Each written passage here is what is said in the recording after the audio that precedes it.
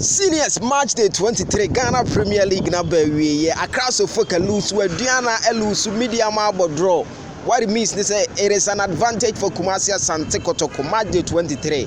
And ne ono akano se obebo about 6 p.m. Babayara and basu league fixtures no and as a results no waha and a table no say the iron no so waha. Samate say who ready can with 42 points no to say the can and yes and a Nations FC etwaso na ansana no memfa results ne ma wansana ya league table when Goalging chart no media man Dreams FC about 0-0 Brekum Chelsea and Bechem United etna fie Brekum Chelsea coach Bodu 1-1 and a Great Olympics share Aduana 4-2 Legon Cities etna fie winning Suatre by 1-0 but for 2 Karela 1 and Samates share Accra Kotoko by 2-1 was Samara boy Ama has a deep deeper and then Kumasi Asante Kotoko and Nations FC Babayara Sports Stadium Makaka Krebi na sa game na shase Kumasi Asante Kotoko win here they got 35 points obetimi ajampia ba pa pair the dynamics no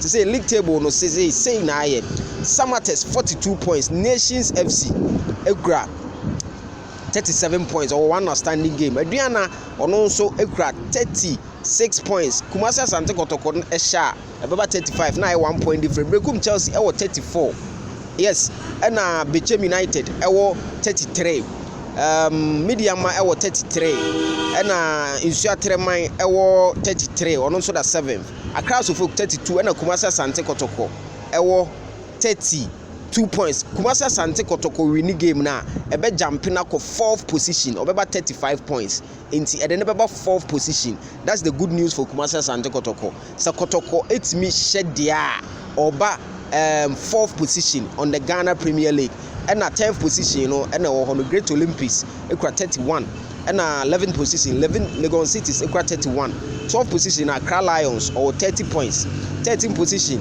Babiani Gold Stars, 28, and 14th position, Dreams FC, or 28, 15th, and Karela, 27, and Bofo Quatano, equal 16th position, or 26 points, Accra Lions, Accra Heart of Lions, 22 points, or the 17th position, yes, or 21 points, and Red Tamale United Newcastle, or 22 or 19 points, and also at the 18th position. That's the bottom. Goalging race, say na Nations FC player friend a free Boateng or 9 goals. Hamza Isa on the share Accra Kotoko go against Consolation against Samara Boy or 9. And Mukwala and so 9. Isaac Bintare members were free league in morning. Isaac Ukraine free August no Ukraine free.